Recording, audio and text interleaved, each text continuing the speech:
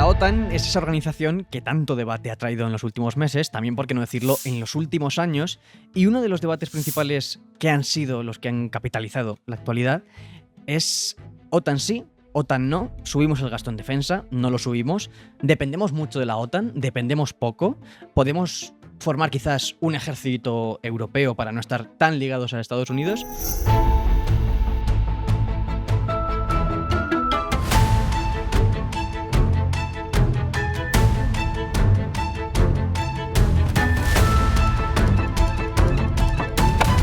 Bueno, para responder esto, hemos traído hoy a La Europa que te toca, el podcast de Equipo Europa, a Ignacio Bengoechea, teniente general. Bienvenido. Muchas gracias. Vamos a empezar, si quieres, por el principio. España sigue defendiendo estar en la OTAN. Sin embargo, no admite esa subida del gasto en defensa que parece que el resto de aliados pues, sí han acordado o al menos sí que se han visto predispuestos a ejecutar, ¿no? Una subida del gasto en defensa con respecto al PIB en cada país. ¿Por qué queremos seguir estando pero no subimos el gasto? Porque parece que aquí puede haber una contradicción. Muy bien. Pues creo que primero para explicar por qué estamos, creo que hay que hacer un poquito de historia. España ingresó en la OTAN en 1982, ¿eh? Y entonces la OTAN tenía un claro carácter militar, defensivo, que Ujú. eran los dos bloques, ¿no? La Guerra Fría, y entonces pues tenía justificación una alianza militar que además tenía base en lo que había pasado después de la Segunda Guerra Mundial, y tenía su explicación. Claro, según fueron transcurriendo los años, España entró en el 82, en el 89 cayó el muro de Berlín, y entonces pues pasamos de un conflicto entre dos grandes potencias pues a un mundo que parecía entonces unilateral, ¿no? Ujú. Y entonces la propia OTAN fue evolucionando un poco, pasó de la disuasión y la destrucción mutua asegurada, pues pasó a protección civil, proyección de estabilidad, etcétera, etcétera, ¿no? Y bueno, las últimas operaciones, las únicas operaciones que en aquellos años 90 Ujú. tuvieron lugar militares propias de la OTAN fueron los bombardeos en Bosnia y luego en Kosovo, ¿no? Y si no recuerdo mal, la última operación militar como tal, ofensiva de la OTAN, me parece que fue en Libia en 2011, ¿eh? Pero claro, el mundo ha ido evolucionando mucho y resulta que la OTAN ya no existe un pacto de Varsovia y entonces la OTAN ha tenido que adaptarse. Y poco a poco se ha ido convirtiendo, en mi opinión, más en una organización política que militar. Vale, ¿esto por qué? Pues porque, igual que pasó con España, ingresamos primero en la OTAN y luego en la Unión Europea. Mm. Y muchos de los países del este, de Europa, han seguido el mismo camino. Primero ingresan en la OTAN y luego ingresan en la Unión Europea, que era el camino que quería seguir, por ejemplo, Ucrania. Sí. ¿Y por qué? Pues porque en la OTAN te van haciendo el patrón de las democracias occidentales y cómo funcionan las instituciones, el respeto a derechos, a determinados valores, derechos humanos, libertad, etcétera, ¿no? Y entonces es un camino político previo a la incorporación a la Unión Europea o al mundo occidental, ¿no? Entonces, desde ese punto de vista, y cuando ya estamos en un mundo en el que no es que haya un solo polo, sino que hay varios, porque está Rusia, está China y está más, pues parece que tienes que estar en la organización que mejor representa los valores que tú defiendes, ¿no? Luego tiene mucho sentido, por supuesto que sí, que tiene mucho sentido seguir dentro de la OTAN. Lo ha tenido hasta ahora. Es verdad que seguimos evolucionando y tendremos que ver en qué evoluciona, cómo termina el escenario mundial, el ajedrez mundial, ¿no? El tablero de ajedrez mundial, para saber qué es lo que tiene que ser la OTAN, ¿no? Y cuál es su papel. Pero sin duda alguna que tiene mucha razón el que sigamos en la OTAN. Hay innumerables casos o de amenazas, por ejemplo, que son globales y que no puedes afrontar individualmente, ¿no?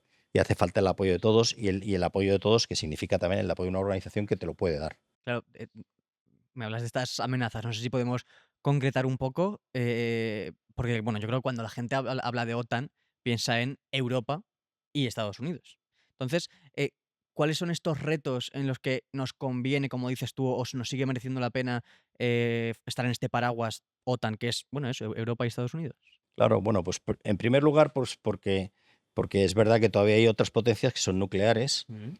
y que siempre suponen una amenaza. Y de hecho, cuando empezó lo de Ucrania, Putin varias veces bajo el paraguas nuclear estadounidense, sin ninguna duda. Más allá de que algunos países europeos, como Francia y Sí, el Reino Unido, aunque el Reino Unido no esté en la Unión Europea, sí. pero que puedan aportar una cierta protección.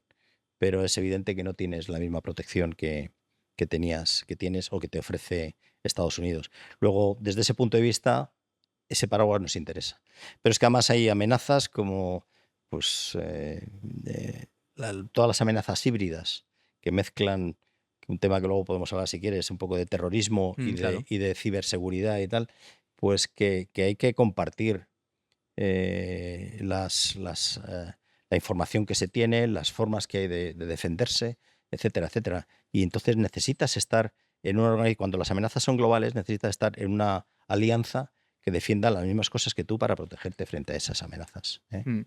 Eh, por seguir mostrando un poco qué es lo que hace la OTAN. Quizás hay una parte más invisible, ¿no? Si nos alejamos eso de armas nucleares, de misiles, de elementos más militares.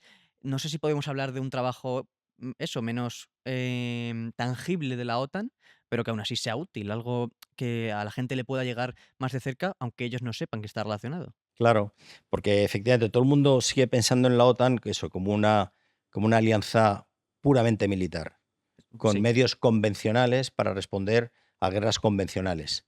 Pero es que eso ha evolucionado mucho, sin ninguna duda, ¿no? Y entonces ya se han incorporado dos nuevos dominios dentro de la OTAN, igual que está tierra, mar y aire, que son los dominios tradicionales de la OTAN, se ha incorporado ya el ciberespacio Mm. como un dominio de confrontación real que existe y el espacio, que también está admitido ya por la OTAN como un nuevo dominio. Y entonces hay muchas cosas que están sucediendo que evidentemente no las estamos viendo.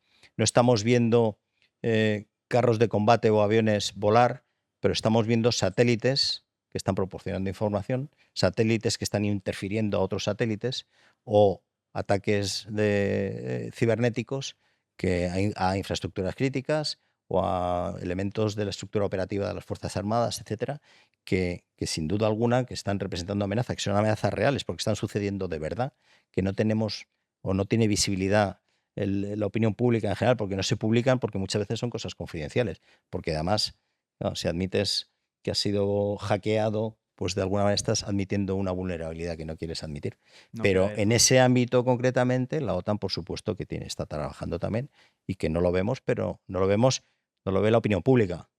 Las Los que Fuerzas tienen que verlo lo Armadas ven. y los políticos saben perfectamente Mm. que que la OTAN está trabajando en ello. Aquí surge un tema. Estamos hablando de una alianza. Hablabas de confidencialidad. No sé hasta qué punto, y hasta lo que puedas contar, claro, se comparte toda, mucha información, lo necesario. ¿Hasta qué grado hay esta confianza entre estos miembros de la OTAN para realmente dar la información que todos necesitan tener? Es una muy buena pregunta. No, pasa un poco como en Europa, ¿no? Mm. O sea, todos compartimos muchas cosas, pero nadie comparte todo. Esa es la realidad. ¿Y qué es lo que pasa? Pues que en el ámbito de la inteligencia, por ejemplo, si hay una operación militar de la OTAN donde hay tropas o aviones o buques de muchos países involucrados, pues evidentemente que todo el mundo pone a disposición de todos una buena parte de la inteligencia que tienen. ¿Por qué? Porque lo que interesa es que triunfe la operación militar de la OTAN, pero no significa que pongan siempre el 100% de la inteligencia que tienen. Vale, no es todo el 100%. No sé si entre Estados europeos, que ahora vamos a ir a hablar para allí con una pregunta que va a entrar, hay más colaboración que entre Estados Unidos. ¿Se nota este cierto, vamos a decir, resquemor en el tiempo actual, por supuesto? ¿O esto en la alianza no es algo que se pueda sentir?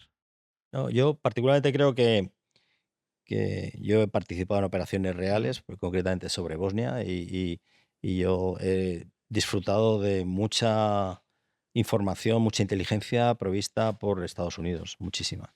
Y también por Francia, y también por el Reino Unido.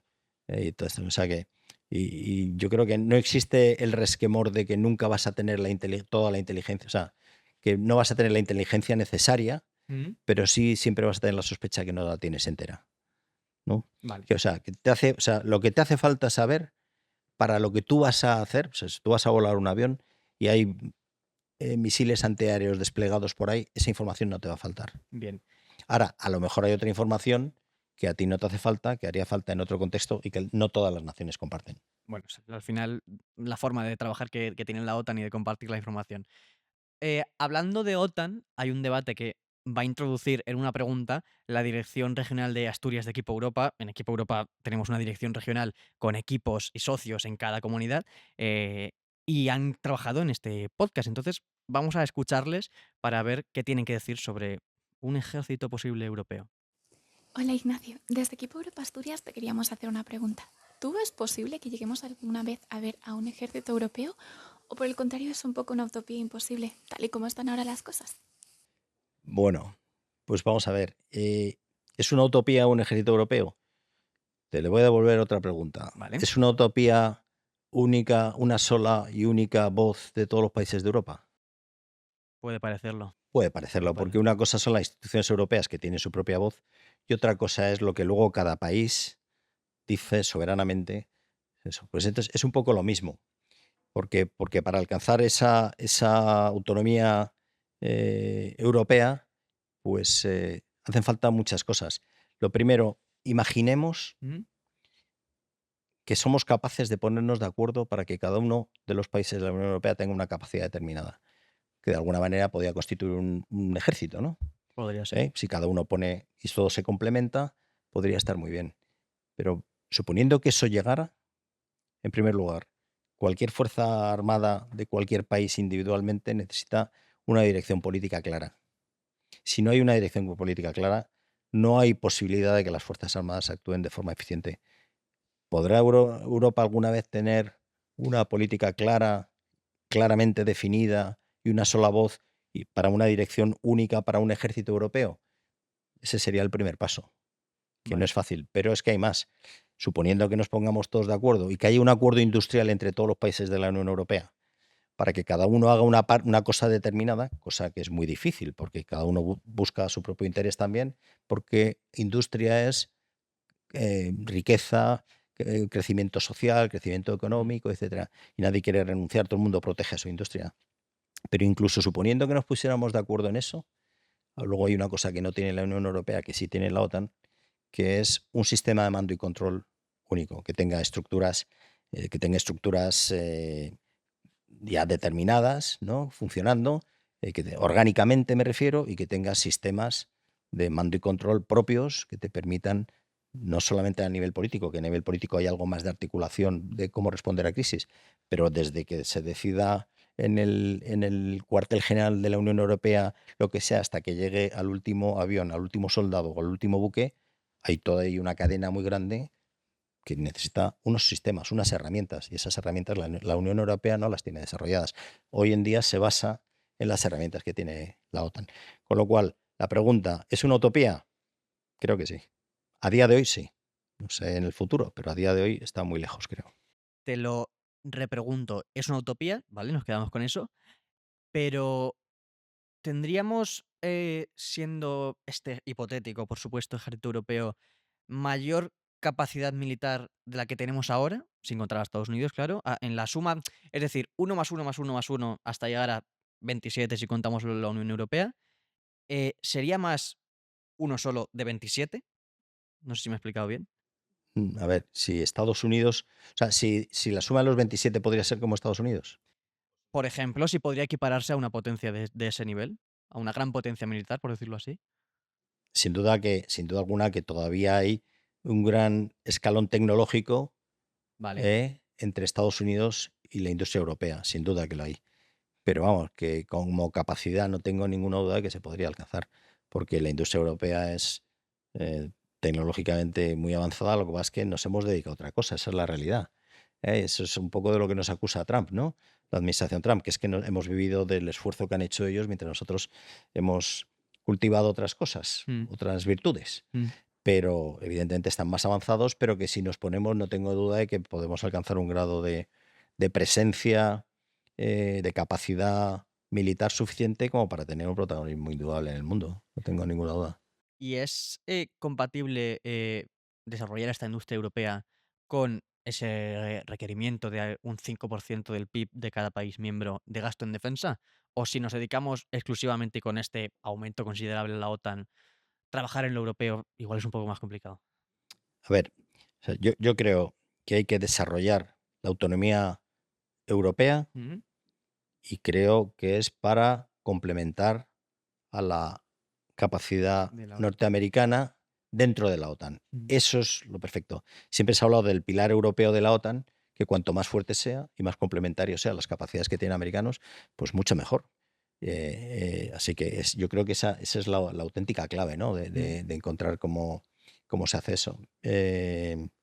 No sé, me parece que hay un largo camino por recorrer ahí, pero creo que sí que podemos alcanzar ese tema.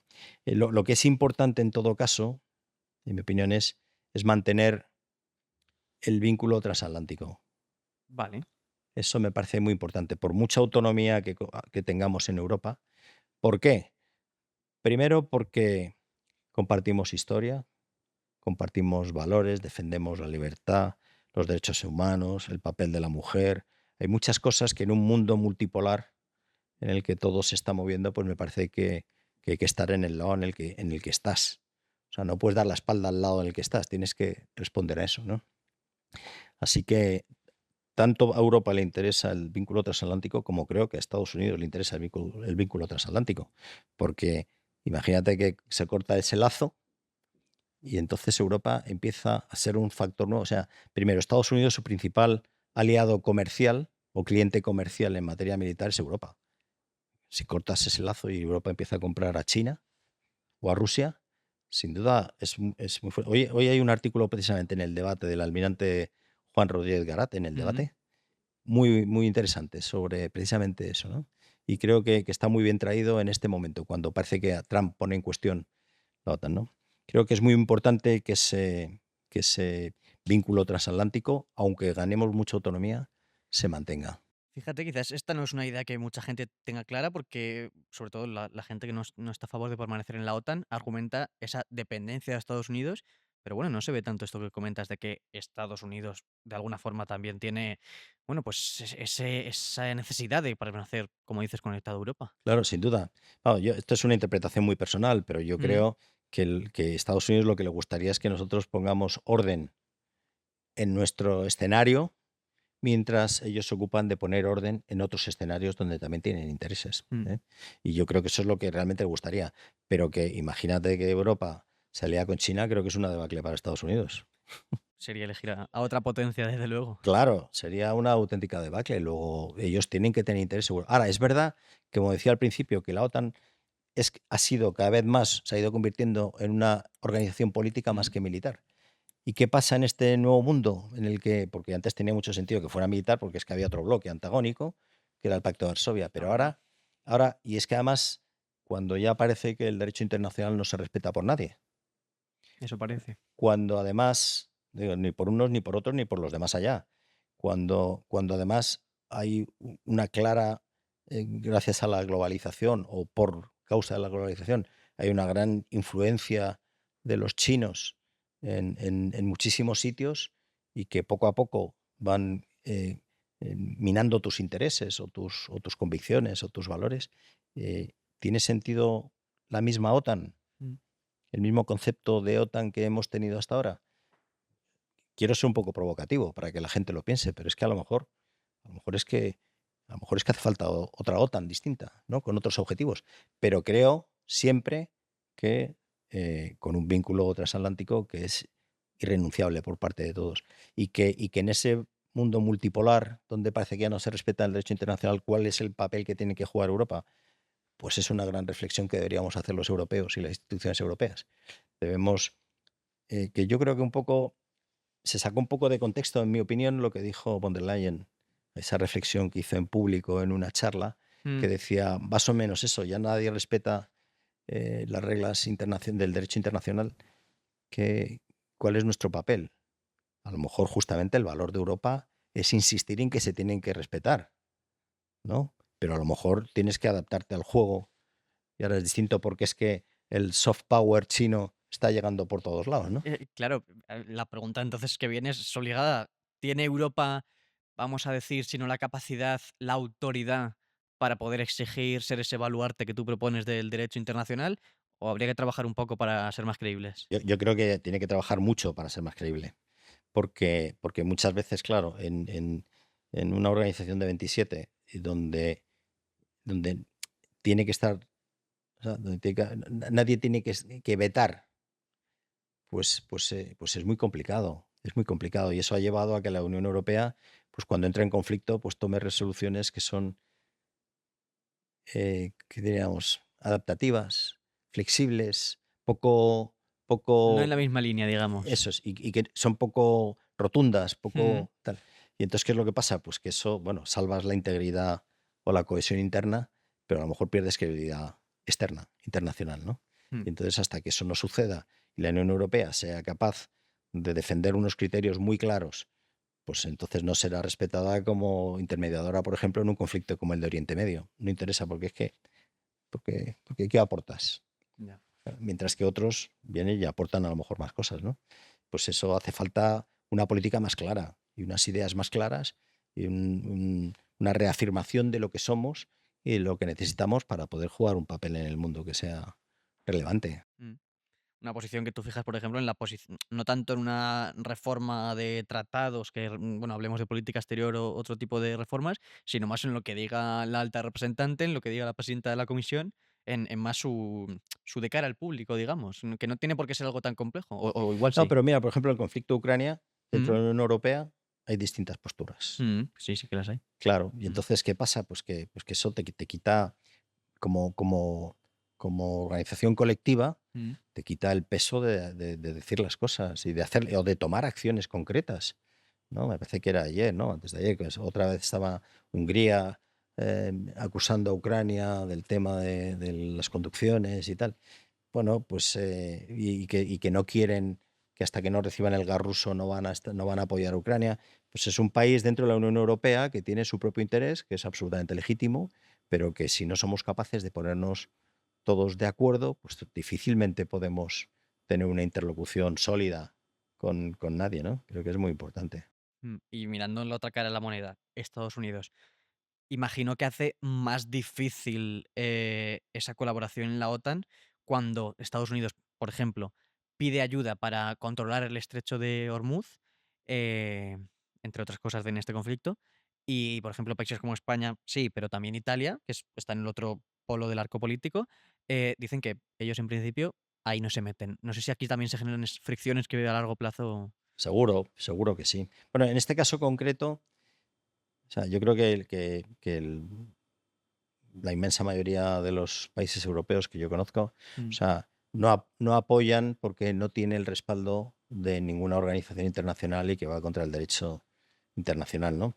Entonces, desde ese punto de vista, creo que casi estamos más alineados que en otras áreas, ¿no? Casi todos los países piensan que, o sea, no dan un apoyo explícito a eso porque no puede ser, aunque estemos sufriendo las consecuencias del estrangulamiento del estrecho de Hormuz, ¿no? mm, Pero bueno, eh, hace falta, hace falta, como digo, un mayor criterio, una mayor involucración y una voz única para tener ese poder de influencia. Cierto es, y vuelvo a lo que comentaba antes, que el mundo ha cambiado mucho. Si no respeta a nadie las reglas del derecho internacional, ¿cuál es tu papel? ¿Cuál es tu papel? Respetar. Pues sí, pues ojalá que todo el mundo lo respetara, que es lo que nos ha traído hasta hoy, ¿no? En un periodo de paz prolongado y tal. Ahora veremos a ver cómo evoluciona el futuro. mm. Complicado. Mirando ya en otros aspectos, vamos a hablar de España, que en lo que a la OTAN se refiere es tanto la conexión más cercana que hay con África como la puerta de entrada a Europa de África, aunque bueno, Malta e Italia también pueda jugar un poco ese papel, pero geográficamente el más cercano a África es España. ¿Por qué cuesta tanto, igual es una percepción, si es que es así, eh, que España haga ver que la seguridad, ya no solo de Ceuta y Melilla, pero en toda esta zona esté garantizada? Porque en principio, Ceuta y Melilla, valga la redundancia, no están cubiertas, si no me equivoco, a la hora de que recibiéramos ahí un ataque, que sufriéramos un ataque, pero no deja de ser integridad territorial. ¿Por qué cuesta tanto que este tipo de cuestiones relacionadas con África se tengan en cuenta en la OTAN? Claro, porque, bueno, ya te voy a contar una anécdota. Yo Vale. en 2001, precisamente cuando el ataque a las Torres Gemelas, yo estaba en Estados Unidos haciendo un curso allí. Y era un curso donde estábamos de 50 nacionalidades. Había como 200 estadounidenses y luego otros 50 países distintos. Mm. Y ahí de Asia, África, Europa, América del Norte, América del Sur, de todos lados. Y países árabes, estábamos todos ahí representados. Y claro, y surgían muchos debates, por eso estaba hecho el curso, ¿no? Para que se expusieran sobre la mesa tantas y tantas percepciones diferentes, ¿no? Y yo hice muy buena amistad con un oficial danés, ¿eh? Y en el 2001, cuando yo le hablaba de la amenaza del sur, que no podía ni imaginar de lo que le estaba hablando. Decía, del sur, pero del sur, ¿qué va a pasar en el sur? Si pasa algo, nos viene de Rusia. Y yo decía, de Rusia, a mí Rusia me pilla tan lejos, Rusia, Hasta llegar que aquí. ¿qué me estás contando? Luego, las percepciones en los países bálticos y la percepción en España de las amenazas son radicalmente distintas, muy, muy, muy distintas. Entonces, eso ya, teniendo en cuenta que el centro de Europa está desplazado un poco, o que, por decirlo de otra manera, que estamos nosotros un poco desplazados Mm. del centro de Europa hacia el sur, pues claro, prevalece esa concepción de amenaza que viene del este, más que del sur. Dicho eso, creo que cada vez, bueno, en la cumbre de Madrid del 22 Sí. se consiguió meter el enfoque 360 de la OTAN, entre otras cosas, gracias al empuje de España y de la Claro. representación militar y diplomática ante la OTAN, que estaba ahí el embajador Fernández Palacios, un buen amigo mío que estaba allí, y consiguieron que el concepto OTAN 3, el concepto 360 grados, se hablara del sur, que fue un éxito. Y entonces eso ya, al menos en teoría, ya lo reconoce. Ya todo el mundo entiende pues que efectivamente que en África hay inestabilidad, hay mucha inestabilidad. Todo el mundo reconoce que hay movimientos migratorios muy importantes que, aunque no son ejércitos, pero que afectan a la estabilidad de los países y que no se quedan en España, sino que suben también todos para arriba, ¿no? Hay conciencia de que hay un montones de gobiernos militares en los países del Sahel Mm. apoyados, o curiosidad, por grupos paramilitares rusos, que además tienen el control de, por ejemplo, de los flujos migratorios o de las actividades yihadistas, que también somos todos víctimas, ¿no? Sí. De estas cosas. Con lo cual, y bueno, y otras muchas cosas de ataques híbridos, ciber, etcétera, etcétera, y terrorismo, que vienen todas juntas y que eso. Entonces, se preocupan, nos hacen caso en cuanto a la amenaza que viene del sur. Bueno, todavía parece o sea, por lo menos en teoría sí que lo admite. Otra cosa es que en la práctica ahora mismo lo que está sucediendo es Ucrania. Sí. Es el tema principal, al fin y Claro, al y cabo. que si ellos siempre han percibido esa amenaza, pues aunque puedan ver, mirar hacia el sur y ver que también puede haber, pero lo que tienen ahí enfrente es lo que tienen enfrente. A los polacos no les hables de la inestabilidad de Libia porque dicen, En su frontera al final les toca más de cerca, por lo que sea. está claro, está claro. Y me hablabas de España, me has hablado de la cumbre de la OTAN, la verdad que un hito ese momento aquí en Madrid. También me dices que igual en África, con respecto a África, no nos hacen tanto caso. ¿Qué papel juega entonces España en la OTAN? Entiendo que quizás no sea de primera división, de una primera potencia, pero bueno, de alguna manera entiendo que influye. ¿Qué hacemos ahí? Mira, yo creo que, y además antes mencionaste al principio del todo, ¿Mm? lo del 5% y todas Sí. estas cosas, ¿no? Eh, Hay muchas formas de medir la, la aportación de los países, ¿no? A la OTAN. Mm. Y eso te clasifica, pues como dices tú, primera, segunda división, Sí. tercera regional o lo que sea, ¿no?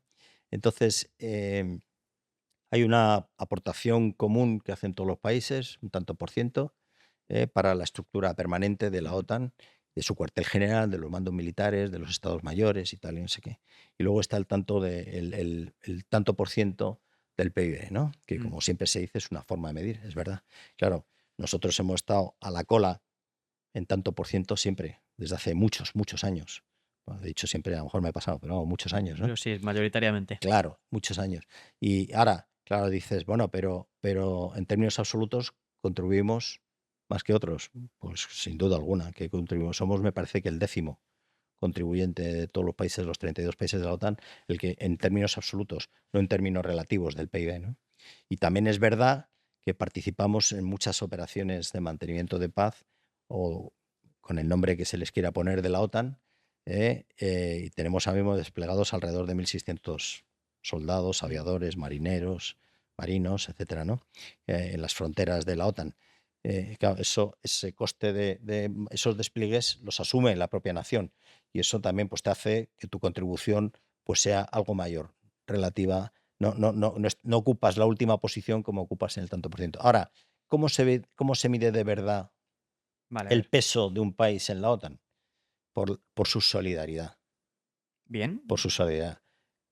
¿Solidaridad ¿Esto qué en quiere qué? decir? ¿En qué? Solidaridad política. Si cuando la OTAN va para adelante, tú vas para adelante, estás siendo solidario. Si arrastras los pies, eres menos solidario, ¿no? Mm, En las operaciones no es lo mismo cuando hay que ganar una batalla que tú estés en primera línea, conquistando, arriesgando la vida de tus ciudadanos mm. y tus medios y tal y no sé qué, que una vez que está hecha la paz, mandes a los soldados. Son dos formas de solidaridad distintas, ¿eh? Solidaridad industrial también, Mm. que es la aportación que tú haces a los aliados o lo que sea, ¿no? Solidaridad, y luego está la solidaridad económica, que es la que hemos dicho, ¿no? Entonces, eso es lo que de verdad creo que te coloca en primera, en segunda división. Tu solidaridad no es tanto un número como los riesgos y tu implicación, tu solidaridad con todos los temas de la alianza. Yo particularmente creo, me parece que es más valioso cuando hay unas hostilidades tomar parte en ellas con la OTAN para garantizar los objetivos que busca la OTAN, que no cuando los has conseguido mandarlos. A lo mejor es más barato, Quizá. pero es mucho más arriesgado.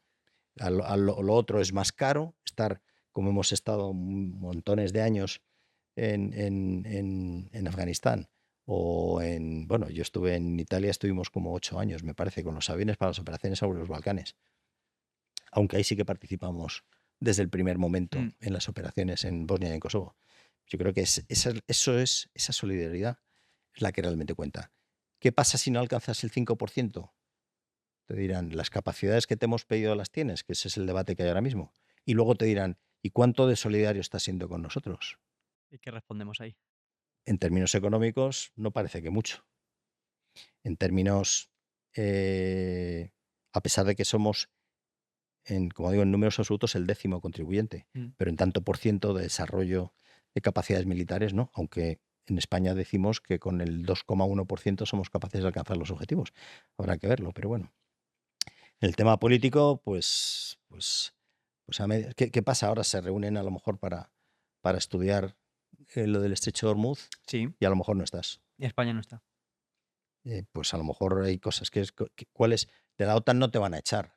No, desde luego. Nadie va a echar a ningún país de la OTAN, pero sin embargo es probable que no cuenten contigo para ciertas cosas si no eres el aliado solidario que esperan de ti.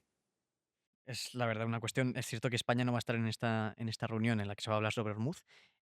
No sé si en esta solidaridad que tú hablas también afecta el hecho de que pues, no dejemos a Estados Unidos usar sus bases para bueno, progresar en el conflicto de Irán. Eso, Bueno, en este caso concreto es más un tema de relaciones bilaterales, ¿no? vale, Con Estados Unidos, más que de la OTAN, porque de hecho, Trump se queja de que la OTAN no le está apoyando. en Claro, general. y la OTAN le dice, oye, sí, nosotros somos cada vez más organización política, pero nosotros somos una organización defensiva.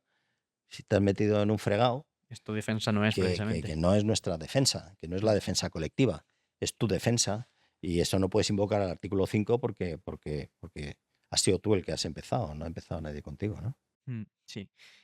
Entonces, por recapitular un poco, España ocupa este papel intermedio, más o menos, ¿no? Siendo el 10º que más aporta a nivel absoluto, como has dicho, y luego también eh, tiene esta falta de credibilidad a la hora de, bueno, pues no participar en esta reunión, de no colaborar en ciertos aspectos, por este concepto que tú nos has introducido de la solidaridad en la OTAN.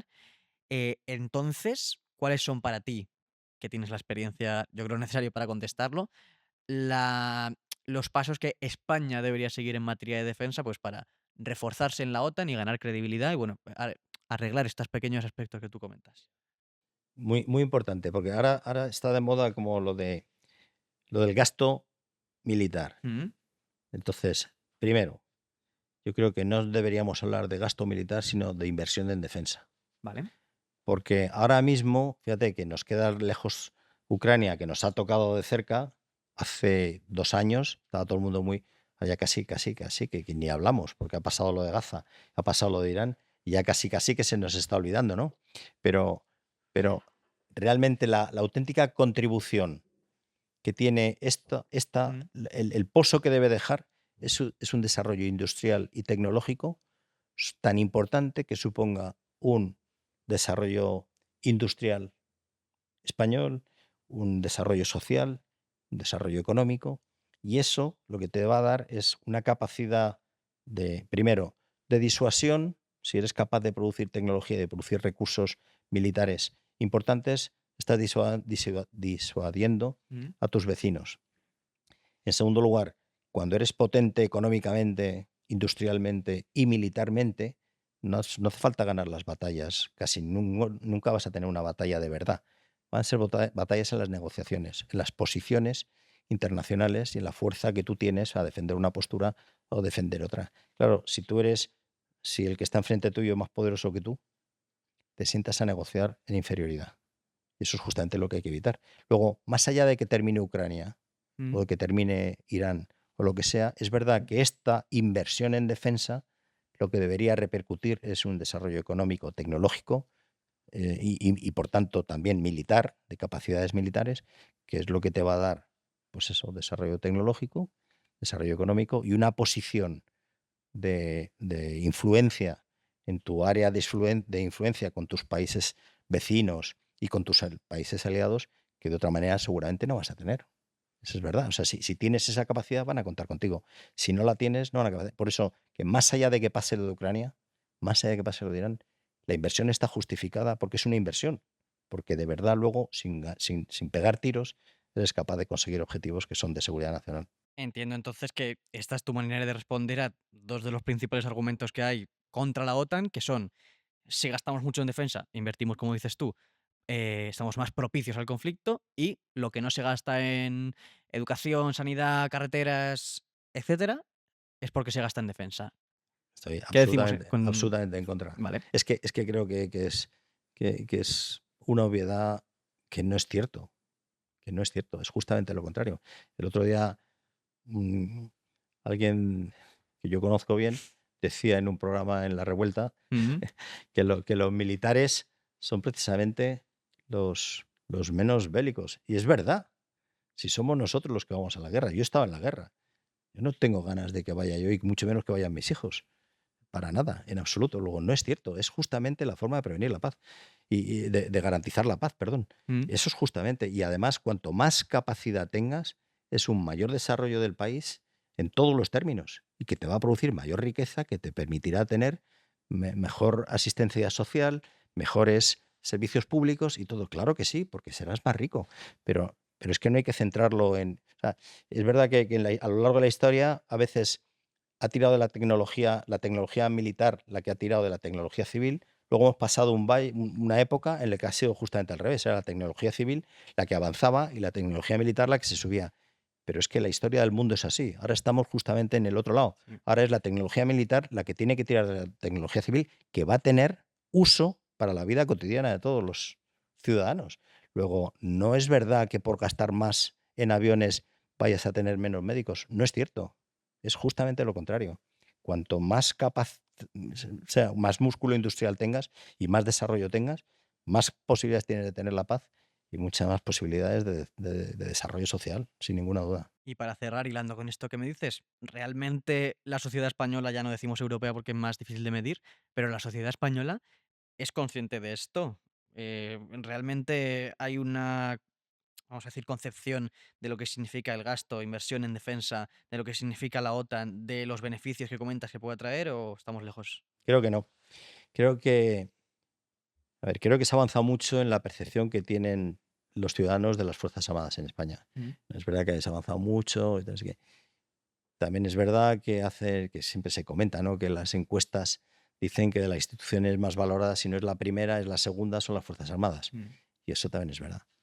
Pero luego, al final, es verdad que caminas por la calle y la gente piensa que Ucrania está lejos.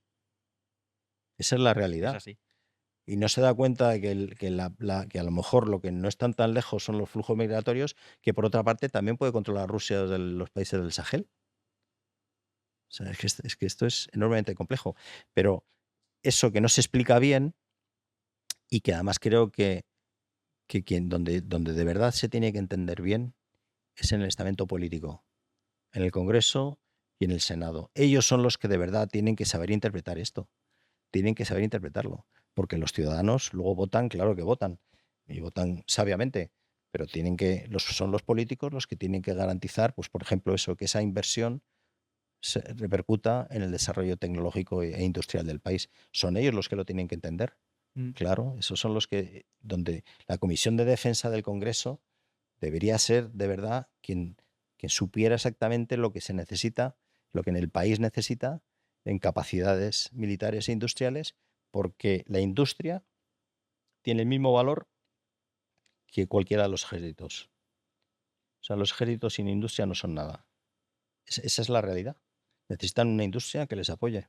Luego es tan importante como cualquiera de los ejércitos. Es parte de la defensa intrínseca, un elemento absolutamente indispensable. Y eso es desarrollo. Y eso lo tiene que entender la ciudadanía y lo tiene que entender el estamento político.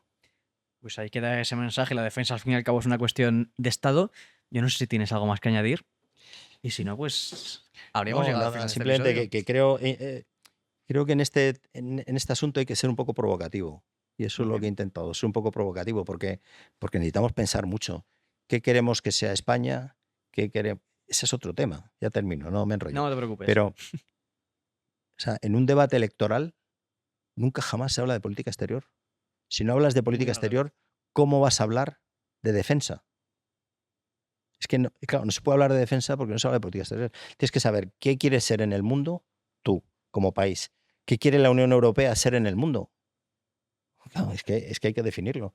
Y cuando sepas exactamente eso, entonces sabrás las capacidades que necesitas. Y eso te dará pie a un desarrollo industrial y tecnológico, que es lo que luego al final va a repercutir no solamente en seguridad, que por supuesto también, sino también en el desarrollo. La seguridad es como el aire, solamente la echas en falta cuando no lo tienes. Es verdad, y es así. Pues con esa frase final nos quedamos, Ignacio. Muchas gracias por venir. Muchas gracias a vosotros. Nosotros terminamos aquí este episodio. Esto es Equipo Europa, es la Europa que te toca, el podcast de la asociación. Y hemos tratado un poco, bueno, pues eso, diseccionar la OTAN, quién somos en la OTAN, quién es España, quién es Europa y sobre todo qué es lo que nos aporta. Gracias por haber estado ahí y seguimos porque en Europa, por lo que sea, siempre hay cuestiones que necesitamos entender.